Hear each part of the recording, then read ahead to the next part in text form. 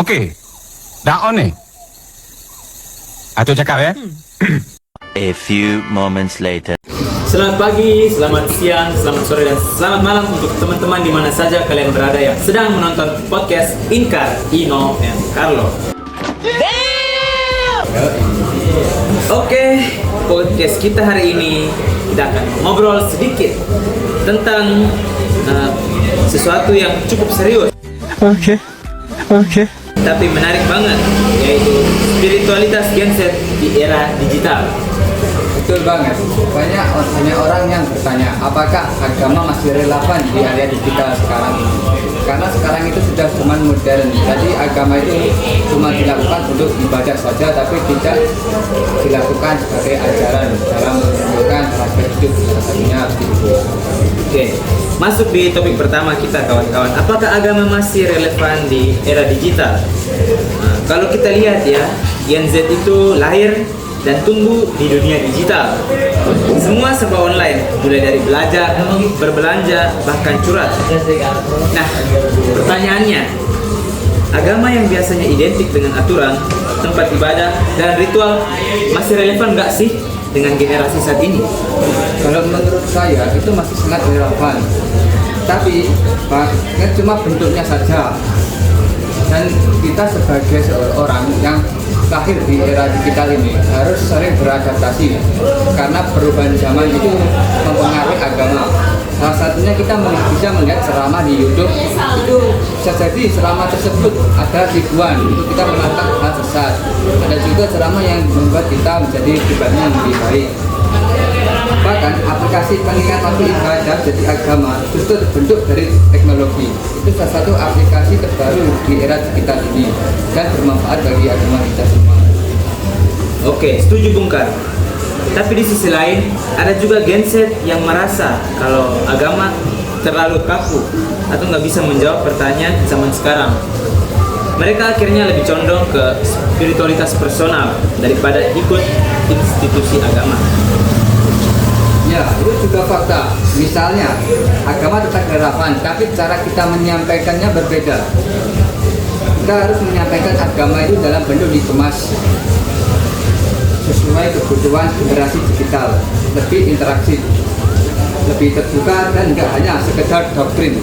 Salah satunya kita diajarkan dari waktu kita kecil kan, kita ikut orang tua, itu kita diajarin agama. Terus kita itu tidak harus selalu mengikuti agama tersebut, tapi kita harus mencari makna kehidupan di agama tersebut. Bukan hanya sekedar kita beragama dan agama Katolik, kita mengikuti ibadah Katolik, tapi tidak tahu makna kehidupannya di agama Katolik itu seperti apa. Salah satu makna yang saya dapatkan di agama Katolik itu mengasihi musuhmu, memaafkan sesama, dan masih banyak lagi.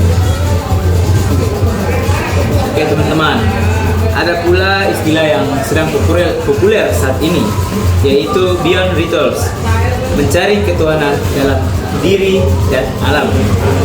Nah, Bung Kar, teman-teman ngomong-ngomong soal spiritualitas personal, ada juga tren Beyond Rituals.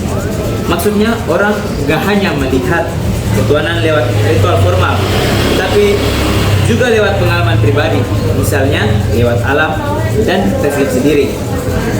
Ya, betul banget. Contohnya ada yang merasa dekat dengan Tuhan ketika yang naik gunung, naik pesawat, dekat dengan bintang, atau bahkan saat meditasi di rumah. Itu. Buat mereka, spiritual itu cuma soal datang ke tempat ibadah, tapi juga merasa hubungan langsung lewat alam dan merasakannya di sekitar kita. Dengan yang alam maha kuasa lewat alam semesta, salah satunya seperti di gunung, di hutan, seperti itu. Kita jalan bersama itu sebenarnya juga dengan Tuhan, karena kita menyatu dengan alam di dunia itu. Oke Bung Kar, dan sebenarnya ini bukan hal yang baru juga ya teman-teman. Dalam banyak ajaran, alam memang dianggap sebagai tanda-tanda kebesaran Tuhan Yang Maha Esa. Ya, tadi wajar kalau orang merasa lebih nyambung dengan spiritualitas lewat hal-hal yang natural. Bagaimana Bung Kar? Betul, tapi perlu kita ingati juga, itu tetap punya makna penting di agama. Spiritual bisa jadi cara kita untuk mengingat dan dekat pada Tuhan apa dan sebagainya yang menggunakan hubungan dengan, cuma nggak salah kalau ada yang menemukan kejaman lewat jalur lain juga. Jadi begitu teman-teman, kesimpulan yang bisa kita ambil dari topik pembahasan kita kali ini, itu agama masih relevan di era digital, tapi perlu adaptasi.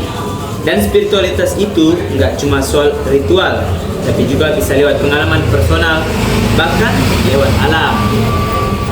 Bagaimana? Buat Gen Z, kuncinya adalah menemukan makna kehidupan sesuai dengan perjalanan hidup masing-masing. Jadi tidak terlalu melulu ke soal agama terus. Kita ikut agama itu tidak, tapi kita harus bisa mengaplikasikannya kepada masyarakat. Itu adalah tantangan kita untuk generasi Gen Z. Karena masih banyak bukan lain dari kita itu. Salah satu contohnya tadi YouTube, soal ceramah. Ceramah bisa jadi itu bersifat buruk maupun baik. Kalau baik kita tonton, tapi kalau buruk kita tonton juga. Tapi kita bisa mengambil nilai positifnya, nggak harus negatif. Kita harus mengaplikasikannya ke masyarakat dalam bentuk diri kita sendiri. Jadi, Oke. Nice.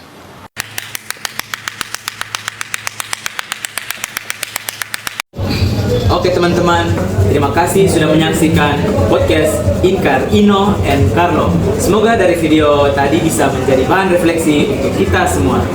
Bye!